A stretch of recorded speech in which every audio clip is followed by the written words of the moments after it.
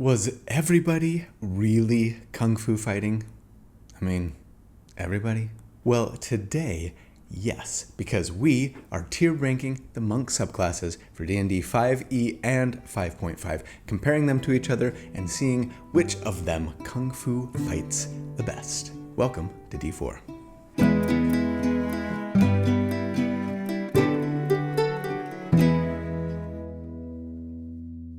Hey everybody, so here at D4, typically I do character builds for my favorite role-playing games. I like to crunch numbers about them and theorycraft about them, not so that I can tell you like the right or the best way to play a character, but to explore one potential way to build something in the hopes of creating a character that is both fun, but also powerful to play in-game. So if you also enjoy creating characters for your favorite role-playing games, or if you're just into theory crafting, or if you're just looking for tips or ideas on how to build something that you're thinking about playing, then welcome home. This is where you belong. It really is. And I'm so glad you're here. So thanks for watching. My name's Colby. And this is going to be the last week that I'll be recording not in my regular studio. It's almost at an end. And so we'll be back to our kind of regular schedule starting next week. But today I finally get to do my favorite class in the game, monks. Alas, yes, even though they are my favorites, I still think the class as a whole is underpowered despite all of the really great buffs that they got from 5e to 5.5, compared to most other just like straight classes. But I'm not going to rehash that argument right now. That is not what we're here to talk about today. Today, it's figuring out which of the 10 official monk subclasses we currently have between 5e and 5.5. I was surprised that there were that many too, are the most mechanically potent when it comes to damage, survivability, support, control, and utility. And I'll bet you'll be surprised with at least a couple of my takes. So no more preamble, I just want to jump into this thing today. Are you ready? I proudly present Monkeying Around, the Focus Group, Impartial Arts, Crouching Tier List Hidden Damage, the Key to Success, Survival of the Fittest, Knights Who Say Key, Aligning the Chakras, the Good, the Bad, and the Astral Self, Hadoukenomics. Thanks, as always, to the great suggestions from the Discord server. This week, I think I'm going to go with the one from Bear of Burke, Much Ado About Punching, ranking the monk subclasses. Yeah, sorry. I'm always a sucker for a good Shakespeare illusion. A huge thanks to my good friend Randall Hampton for the fantastic artwork that he put together for the video this week. He does this every week. This was kind of his take on the quintessential monk, and I love it. That guy has got some serious bow staff skills. If you'd be interested in following Randall to check out the other stuff that he does, or potentially trying to commission him to create some art for your character or even your entire party, I will, as always, put links in the video description on how to do so. But first, have you ever had an idea for a character that you wanted to play in an RPG and realized that the system that you were playing in, whether D&D or something else, just didn't have an option to help you fully realize the kind of concept and mechanics of your character? I know in D&D I try to get around that with multiclassing, but sometimes even that can't quite get the job done of how you want your character to really look and feel and play, right? Well, I've got some great news. There is a new TTRPG out right now, just released about a month ago, called Realm of Bassilin, the sponsor for today's video, and it allows you to make basically whatever character you want or tweak whatever you need to for the game quickly and easily. Realm of Bassilin is a tabletop role-playing game with 3 specific goals: speedy combat, speedy interactions, and easy customization. Everything in this game is resolved with a d20 roll, including damage, etc., and then, yes, you have complete freedom in character creation. This game's entire system is built with the intention of making whatever character you want with as little friction as possible. So while yes, there are character classes and archetypes that you'll recognize, over 50 of them in fact, like the Bard, the Berserker, the Champion, and more, as well as lots that you won't see in D&D currently, like the Battle Mage, a dedicated spellsword Gish, right? Love that. In the end, all skills and abilities are modular and can be given to any character with the character passive system. Realm of Bassilin is super easy to host and change up character sheets, since you can always give a monster, a class, or an NPC a character passive with no trouble. There's only one book that you need to play the game, and it has over 400 pages filled with, again, over 50 classes, 20 different fantasy races, 200 spells, and 140 unique monsters to play with, plus some really fun and fantastic art, as you've been seeing. So, hey, go check out Realm of Basslin. It's easy to learn, easy to play, and pretty inexpensive to boot. So what do you got to lose? When you do check them out, I'd be grateful if you would use the link that I've put in the video description and the pinned comment as always so that they know I sent you. Thanks. And huge thanks to Realm of Basslin for your support. Congrats on getting the game launched. It looks like a ton of fun. All right, let's go back to the rankings. All right, up first, the one that has perhaps the biggest gap in my mind between awesome concept and actual execution, the Ascendant Dragon monk. Man, I wanted to like this so bad when Fizzbands first came out a couple years ago, right? But it just didn't really deliver mechanically.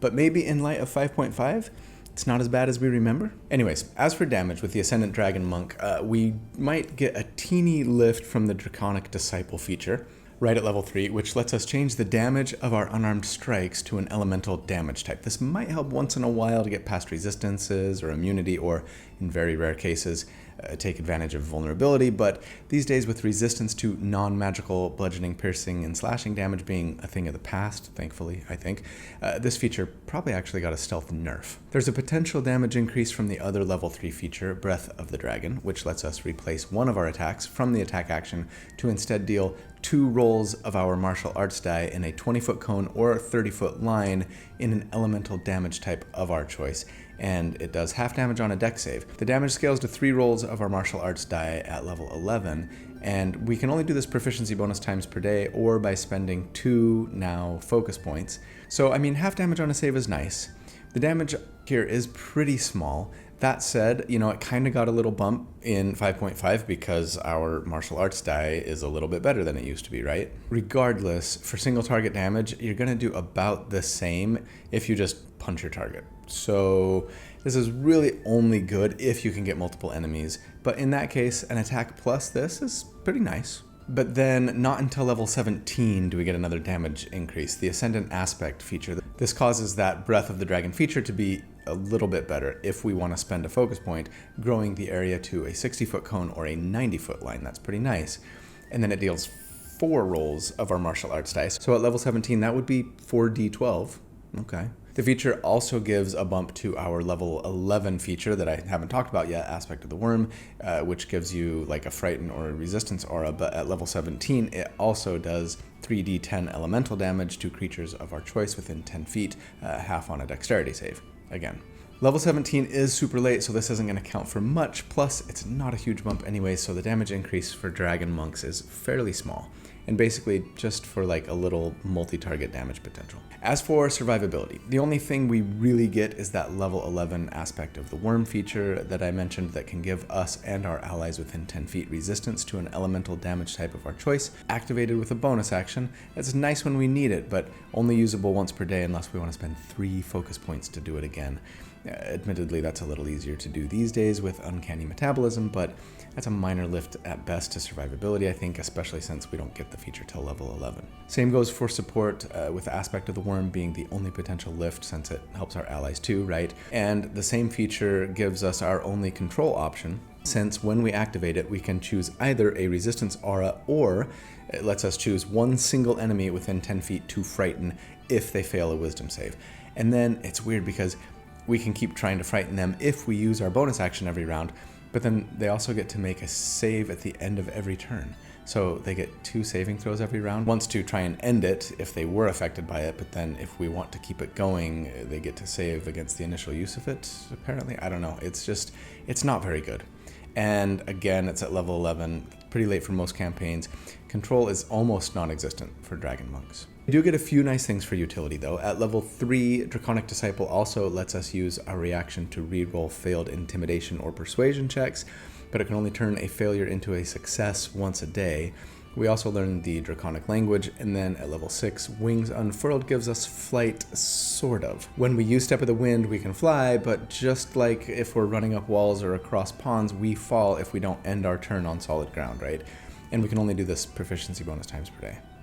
Finally, the level 17 Ascendant Aspect gives us Blind Sight within 10 feet, which is very nice, but again, comes super late. And that's it for the Dragon Monk. A small damage increase, mostly for multi-target damage purposes, a teeny survivability and support lift in the form of an elemental damage resistance, Maybe you can frighten someone kind of late game, and then a slew of small utility bumps. So yeah, for me, I'm tempted to give them a D, but there are worse monk subclasses to come. So we're gonna give them a C, I think.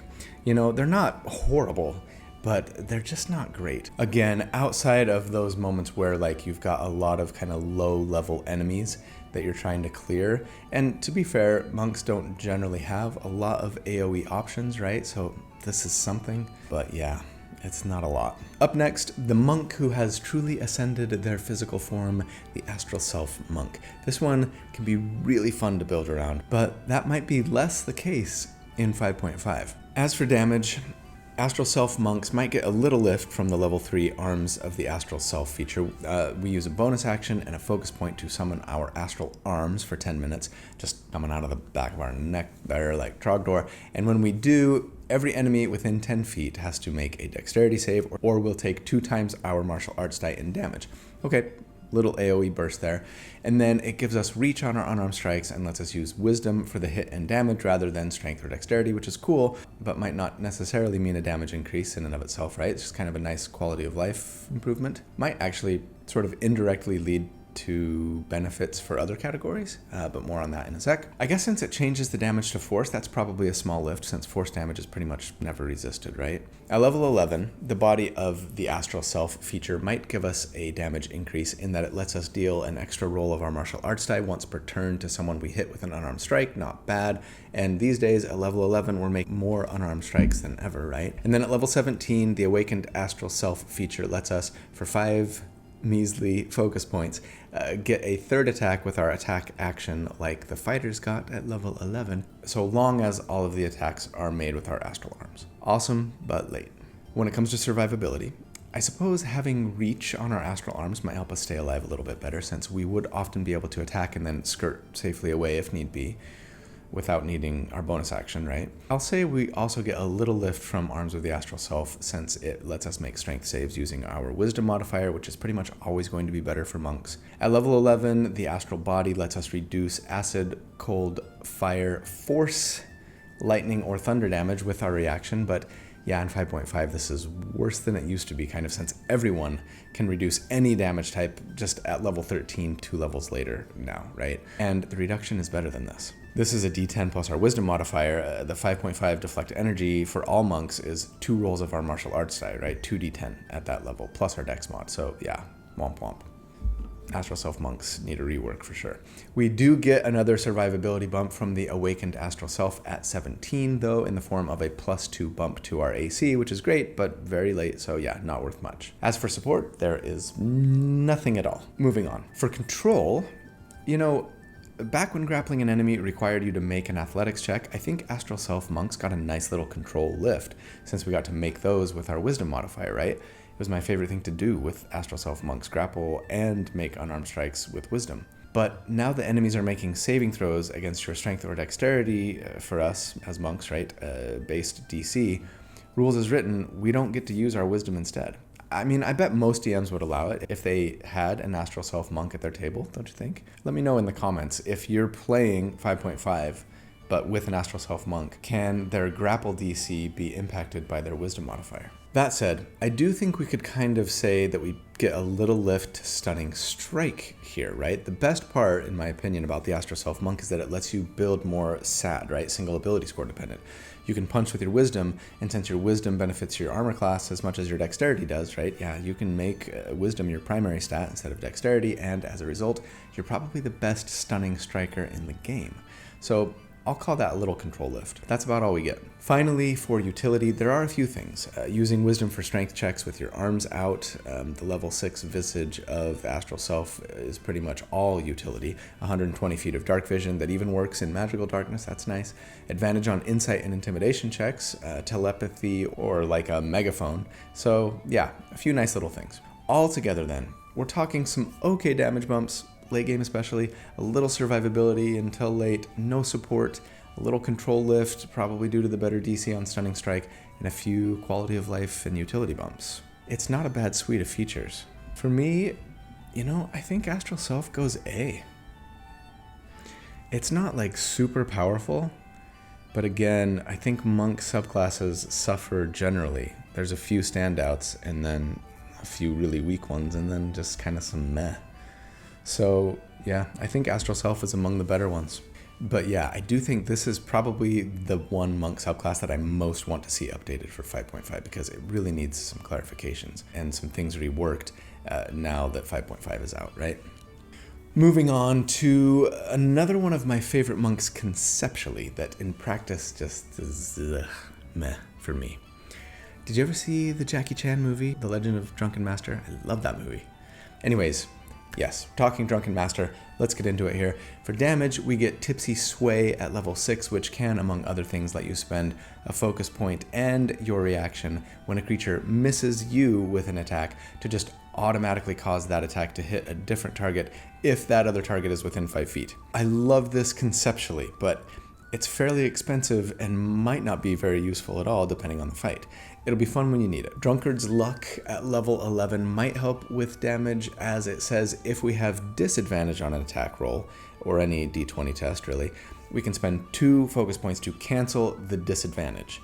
We don't often have disadvantage on attack rolls, but it happens. Canceling it is nice, but yeah, 2 points? Let it last for a whole round at least, not just like one attack. If you have disadvantage on attack, it's probably because you can't see or you're frightened or poisoned or something, right? There's typically a condition that is causing you to have disadvantage on all of your attacks. So it would cost us 10 focus points to cancel the disadvantage on all 5 attacks that we would be getting at that level, assuming we're using Flurry of Blows, right? At level 17, Intoxicated Frenzy is fun and potent.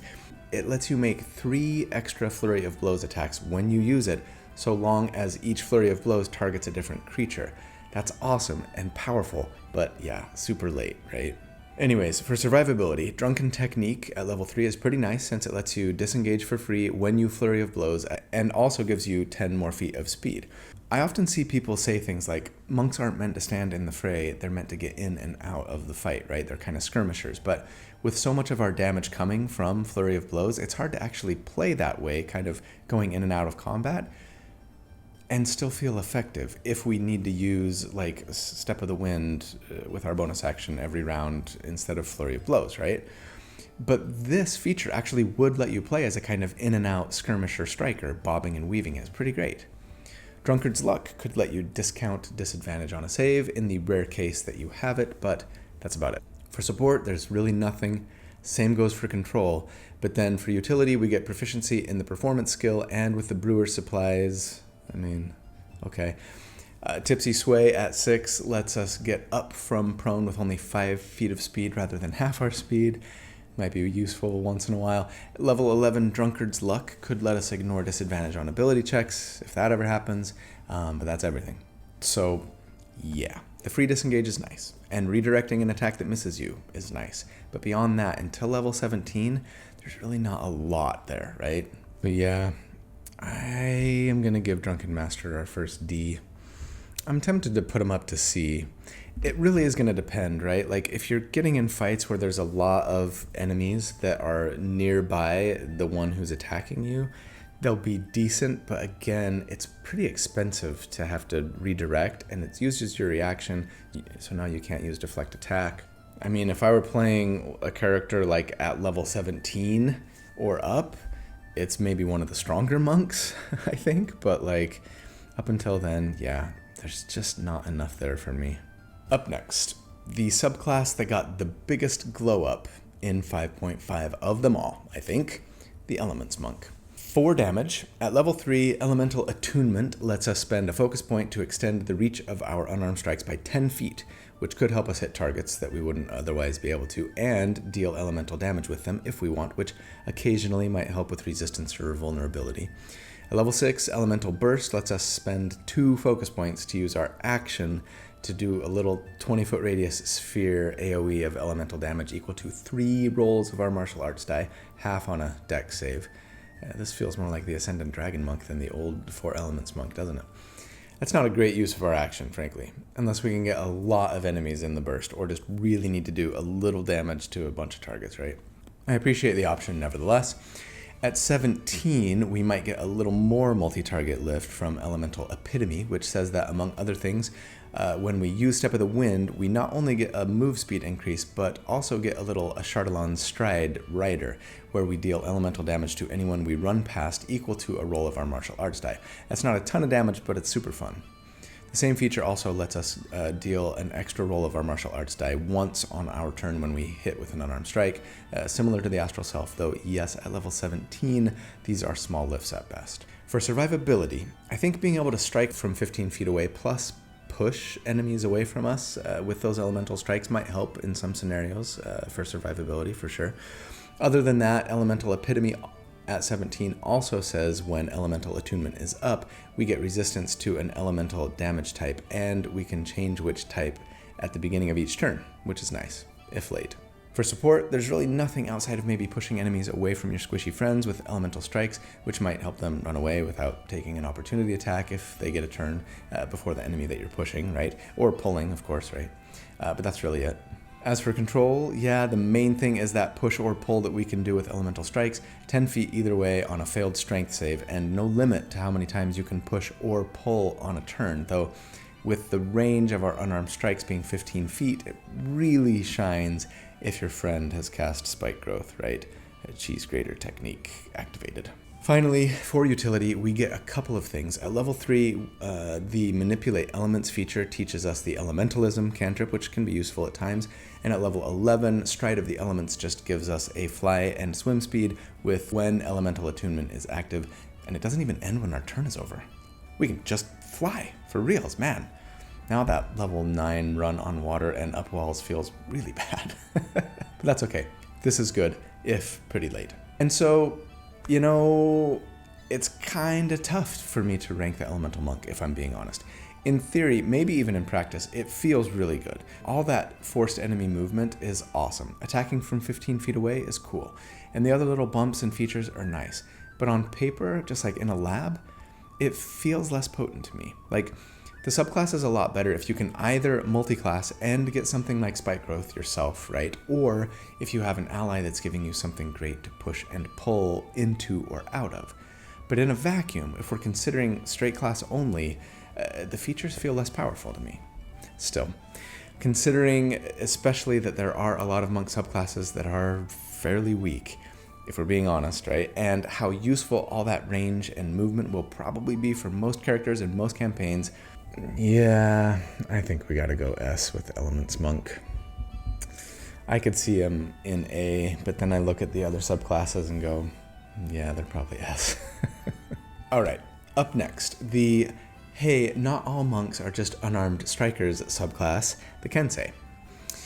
For damage, there's some stuff here for Kensei. Path of the Kensei lets you choose a melee and a ranged weapon to be monk weapons that wouldn't typically qualify, so long as they don't have the heavy or special properties, and also the longbow is fine. I suppose that in theory, this could be a damage increase, since currently in 5.5, monk weapons can only be simple melee weapons and light martial melee weapons. I mean, this is the only way, I think, for a monk to use a monk weapon and also benefit from the Great Weapon Master feat, right? Since the longbow qualifies. You could also, say, use the longsword with 2 hands and get a d10 for your damage die with weapon attacks before your martial arts die gets that high, right? So, sure, a little damage increase potentially. Especially since Kensei's shot, as part of the same feature, would let you use your bonus action to add a d4 of damage to that ranged Kensei weapon for attacks that are part of your attack action. And you know, maybe this is a stealth buff, since before, I mean, you'd want to go hand crossbow and crossbow expert and sharpshooter and use your bonus action to make another attack, right? But today, with that tactic being toast, if you wanted to make the best ranged character possible, an extra little d4 on those harder hitting attack action attacks might not be so bad. I'm putting ranged Kensei Monk on my to-do list. Anyways, at level 6, there's another potential bump. One with the blade lets you spend a focus point once per turn to add a martial arts die in damage to a hit with a Kensei weapon. Not cheap, but it might be worth it. The other aspect of this feature, which lets your Kensei weapons be considered magical for overcoming resistance, is no longer a thing. We're not done though. At level 11, you can spend a bonus action. Again, we're pretty bonus action heavy here, unfortunately, to spend up to 3 focus points to give a bonus to hit and damage to our Kensei weapon equal to the number of points we spend for 1 minute. The big bummer about this is that it doesn't work if the weapon already has a magical bonus to hit and damage, and that is dumb. Dear DMs, ignore this.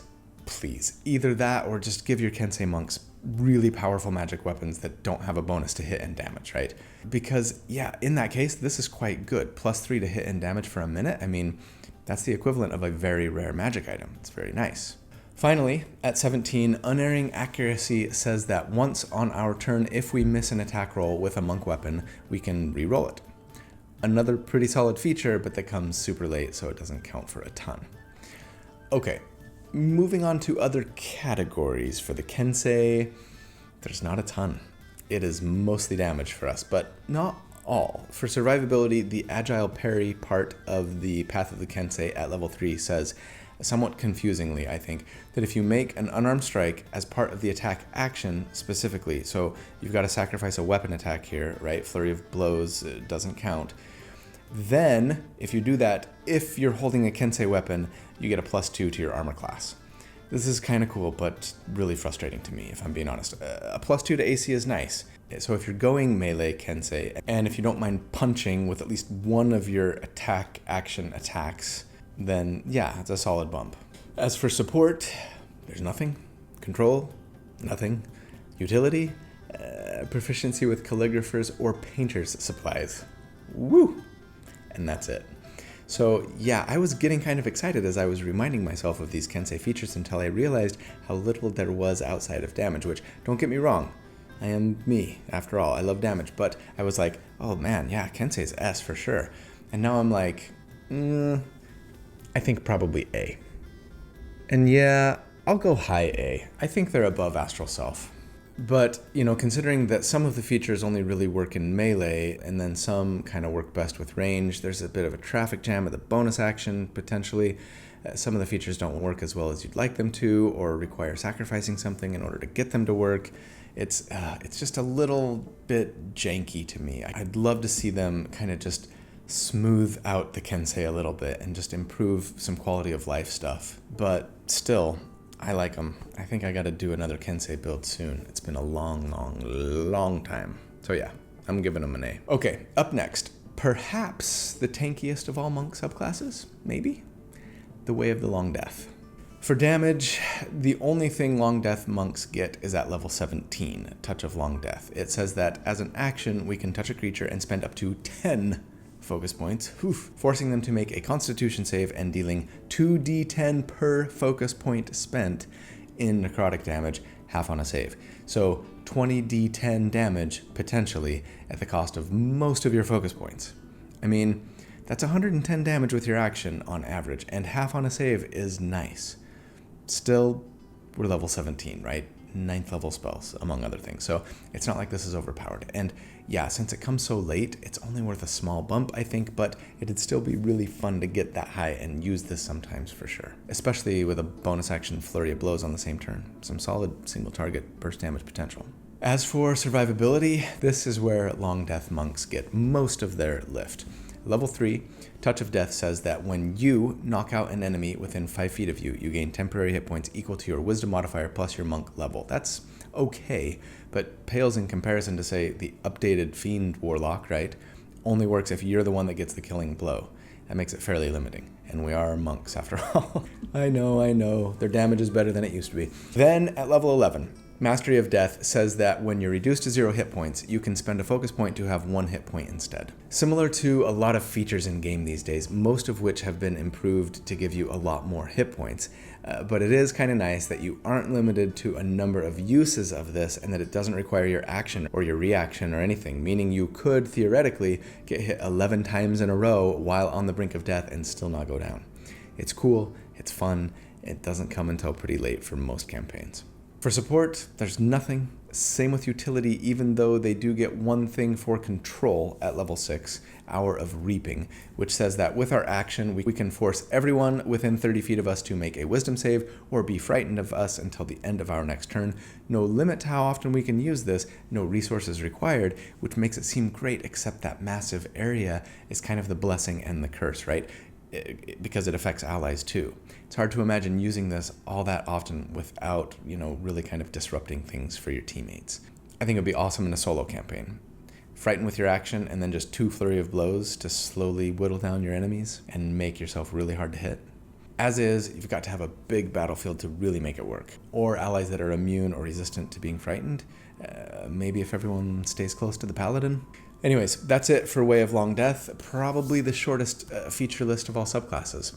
It's not terrible compared to other monks, right? But it's not amazing either. I think I'm probably going C with Long Death. I can see B. I could probably be persuaded to go B. I'll put them ahead of Ascendant Dragon. But yeah, they're kind of average, maybe slightly lower than average, in my opinion. But now we get to the good stuff. What used to be largely thought of as like the one good monk subclass, mechanically, I think. Mercy. Is it still the best? Well, we do get one solid bump to damage. At level 3, Hand of Harm says that when we hit with an unarmed strike and deal damage, so not when we grapple or shove, I guess, or if the enemy's somehow reduced our damage to 0, we can expend a focus point to automatically deal extra necrotic damage equal to our martial arts die plus our wisdom modifier.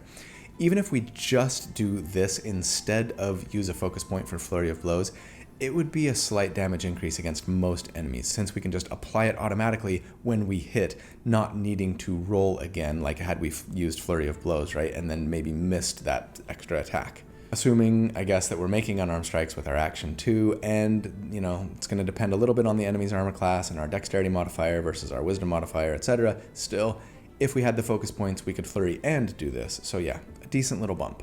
As for survivability, we also get Hand of Healing at level 3, which lets us use our action and a focus point, or lets us replace one unarmed strike from Flurry of Blows to heal ourselves or a friendly that we touch for our martial arts die plus our wisdom modifier. Nice little heal that will count as a support buff too, of course, right?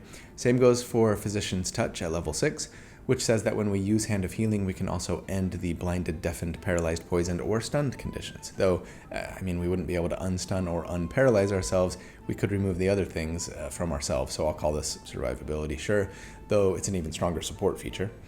I think Physician's Touch further enhances our survivability by saying that Hand of Harm also applies the poisoned condition until the end of our next turn.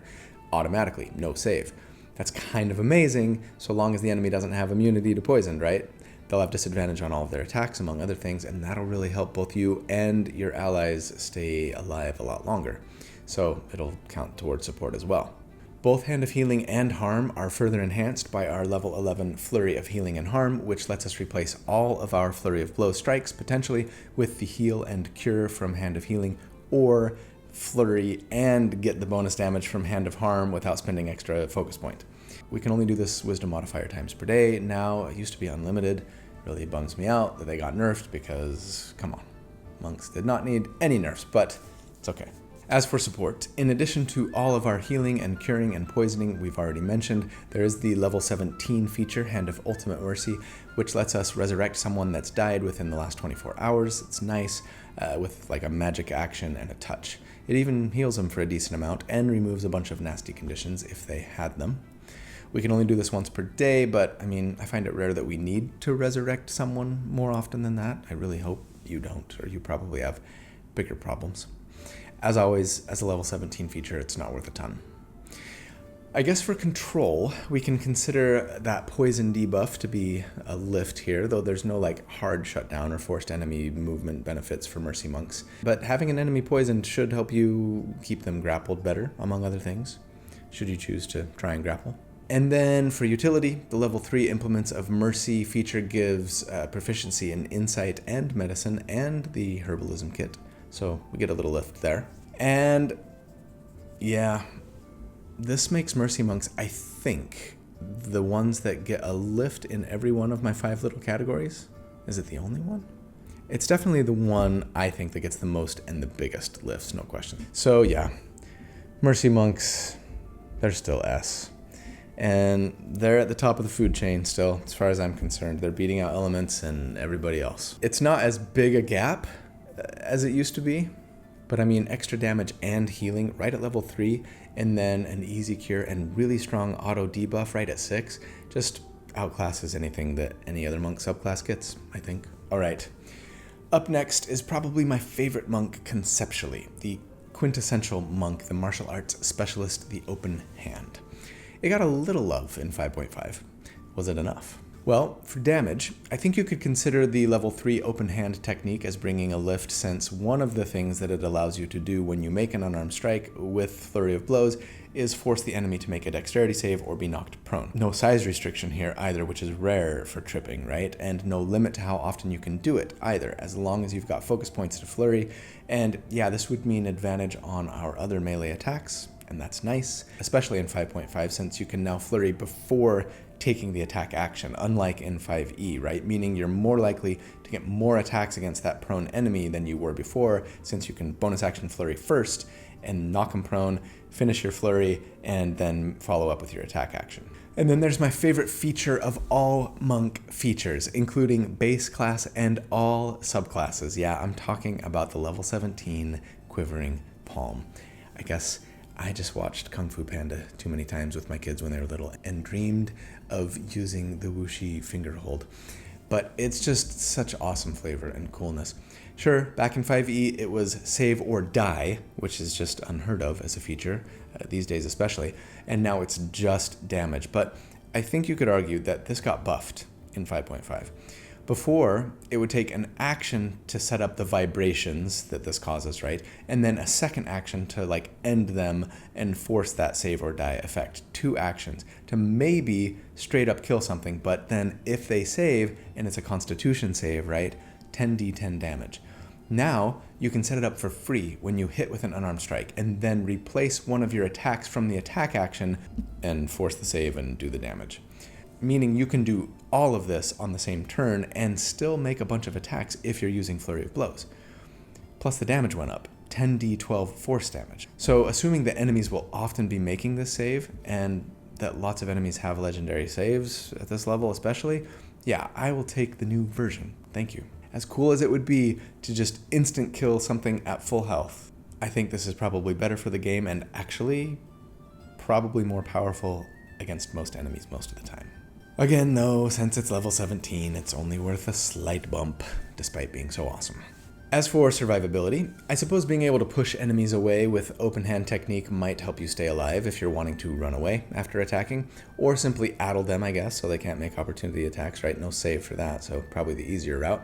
At level 6, Wholeness of Body lets us heal ourselves a few times a day as a bonus action now. It's still not great, but it's something, and it's better than it used to be. And then at level 11, Fleet Step lets us use Step of the Wind as a bonus action for free, even if we've used our bonus action for something else. Free dash and disengage every round is pretty nice to get in and out of the fight, among other things, so we'll call that a survivability bump too. For support, there's really nothing, unless you maybe consider that pushing enemies away as a support feature, since I guess you could give your friends a chance to run away on their turn without taking an opportunity attack. And I guess maybe you could say that since you can take Step of the Wind for free at level 11, and starting at level 10 now, Monk base class, right, you can bring a friend with you when you Step of the Wind, maybe this is like a stealth buff to open hand monks for support. Since bringing a friend just all the time and having a huge movement will often be a nice, little boon for allies, sure. For control, you've got the push, the addle, and the prone from open hand technique, but that's it. And then for utility, there's really nothing aside from the extra movement from free Step of the Wind, which is nice, sure, but yeah, at level 11, it's a small bump at best. So where do we put open hand monks? Open hand technique is pretty nice. Free upgraded Step of the Wind is nice, but late Quivering Palm is the best thing ever, but most players won't even ever see it. So yeah, I think I gotta put the quintessential monk right smack dab in the middle. I'm giving them B. I'd like to go higher. They're cool, and they're pretty good, but they're not amazing, right? Compared to the other monk subclasses, in my opinion. All right. Up next, we've got the very first character I ever played in D&D 5e. Oh, I loved Shadow Monks so much, conceptually, again, but mechanically, they were just kind of okay. Now, though, they're way better, right? Are they S tier? Well, for damage, I think we need to consider their Shadow Arts ability at level 3 a damage bump, since among other things, it lets you cast the Darkness spell with only one little focus point and see within the area of darkness. That'll mean advantage on attacks against enemies that don't have special sensory perception. Needing an action to cast it to get that all set up is a bummer, but if you don't otherwise have easy advantage, it's nice. For you. Maybe not for your friends. At level 6, Shadow Step might give a little lift, since not only does it let you teleport from dim light or darkness to dim light or darkness with a bonus action, but gives advantage on your first attack after you teleport. The level 11 improved Shadow Step feature enhances this slightly, letting you ignore the dim light or darkness thing for the teleport for a focus point, but also lets you make an unarmed strike after the teleport, which feels nice, since giving up Flurry of Blows to teleport makes it kind of painful to use unless you really need to. And then finally, at level 17, Cloak of Shadows lets you spend an action and 3 focus points to go invisible until you're in bright light. Better than darkness for advantage generally, plus it lets you Flurry of Blows without spending any focus points.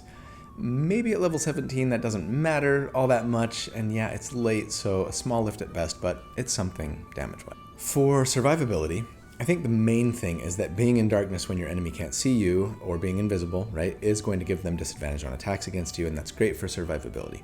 Maybe being able to teleport will be a nice way to stay safe once in a while as well, so sure, some survivability lifts. For support, though, there's really nothing. In fact, I'm very tempted to deduct support points for the fact that you're probably always going to be casting darkness and pissing off your allies, right? A lot of us have played games either as a character or with someone in our party that kind of uses maybe a darkness double sight tactic. And it can be really fun for the player using the tactic, but it can be disruptive for your friends. Especially for your melee allies, I feel like, and especially if they, for whatever reason, really want to attack the enemy that you're attacking, whether because it's the only enemy left, or it's just the most tactically advantageous thing to do, right?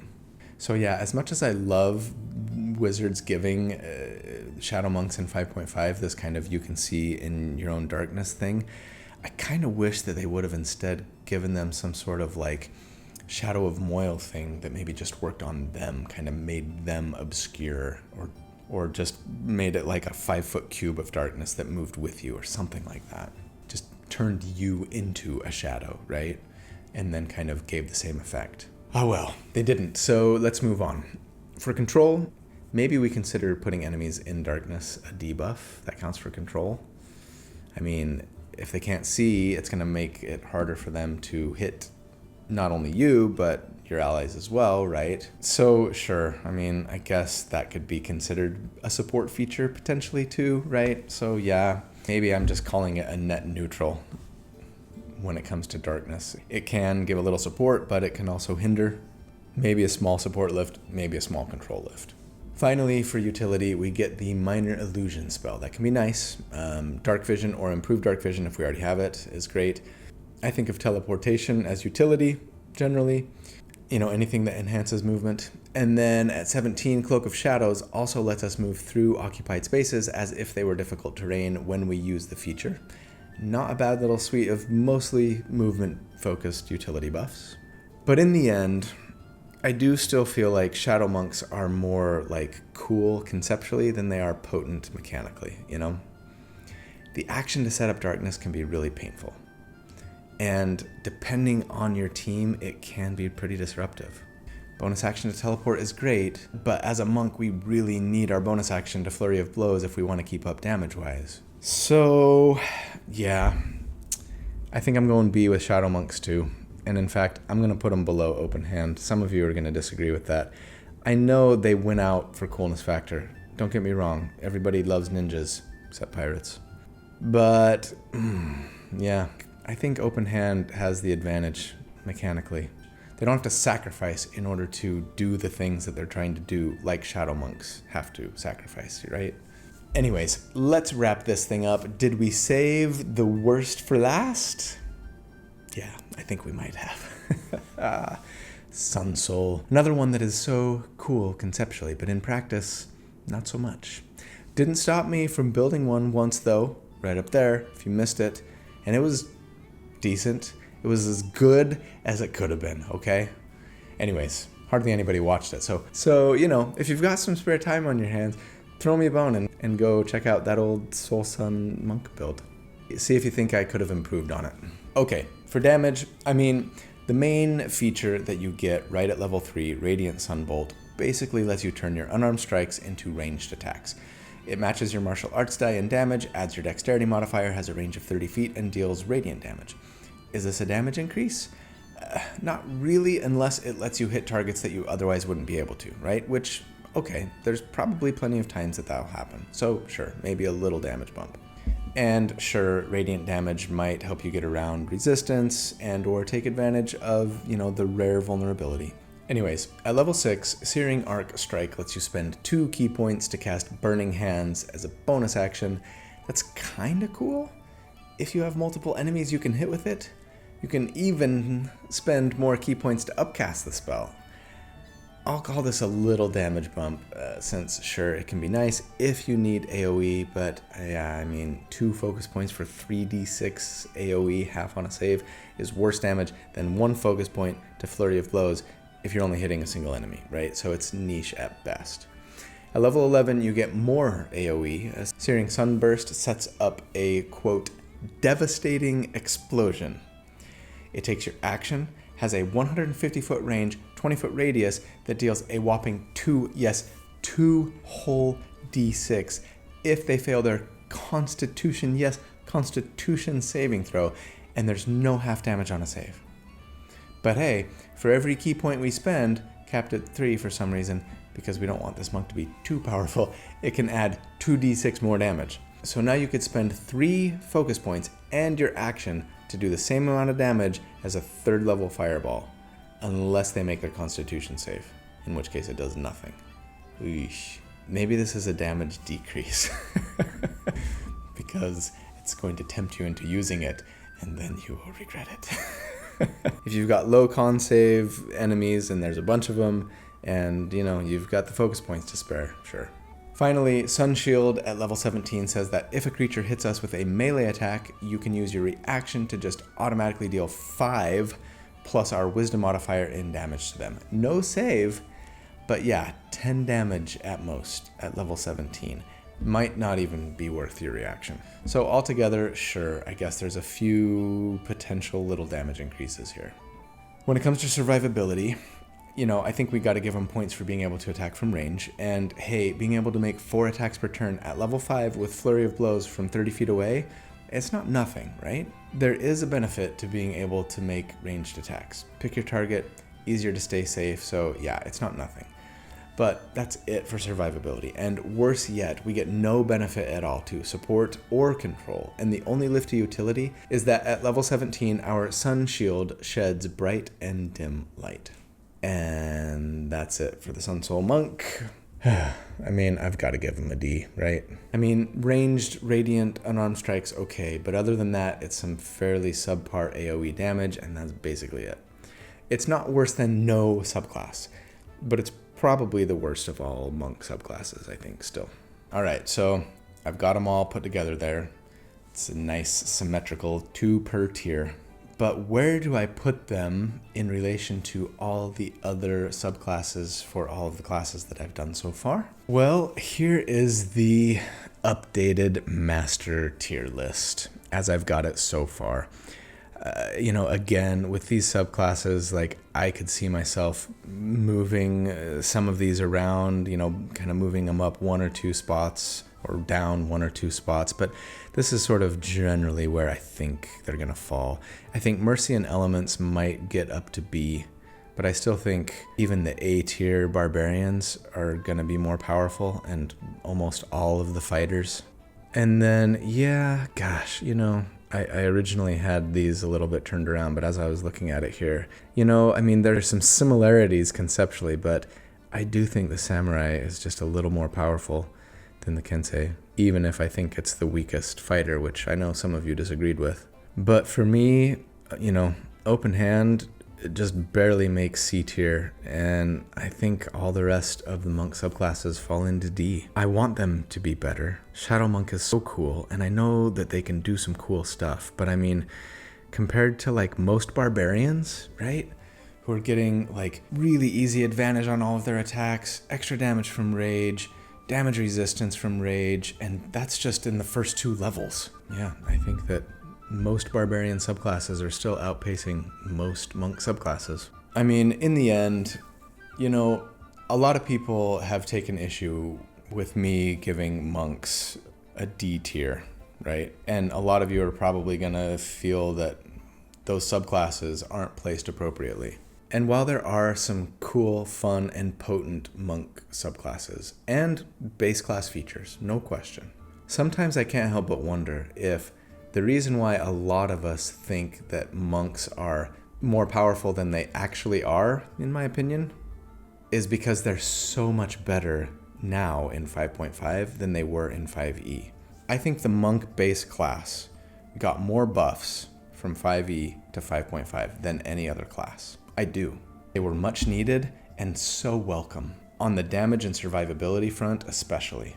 And yet, they were so far below every other class that I think we forget just how bad they used to be. And so it's like, despite all of the nice quality of life and mechanical improvements that they got for 5.5, it just kind of raised them up to maybe just below the floor. That floor being rogues now, right? And so while, yeah, I do think that there are times that they can really shine, and especially early game, they need a little more to keep up with the other classes. But tier ranking them sure has been a lot of fun. And this exercise has helped me find some gems and be reminded just how potent some of those subclass features can be. But feel free to disagree with me or agree with me. That's always great too. But yeah, you know, leave your comments. Tell me where I'm wrong. Tell me where I'm right. I hope that you enjoyed the exercise as much as I did. But I love you all.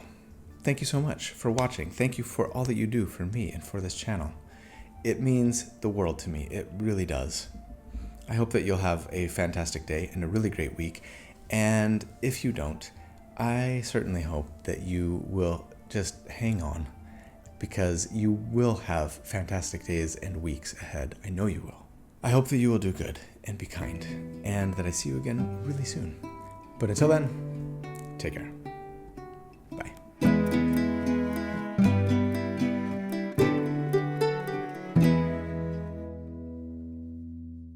Today is gonna be the day that they're gonna throw it back to you. By now you should have somehow realized what you got to do. I don't believe that anybody feels the way I do about you now. I said maybe you're gonna be the one that saves me. And after all, you're my wonderwall. All right, so I'm in England right now. And I've got full-on like World Cup fever. I've watched almost every match. I'm going down to the pubs to watch the England matches especially.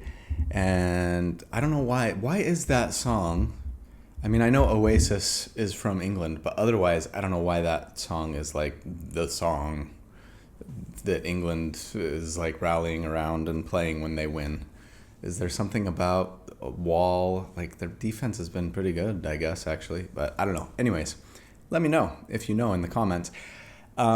Today, as I'm recording this, we are in the quarterfinals. So England versus Norway tonight. And there's a pub around the corner from the Airbnb where we're staying, and I'm totally going to go down there and watch the game with the locals. So at this level, at level 17, sorry. All right.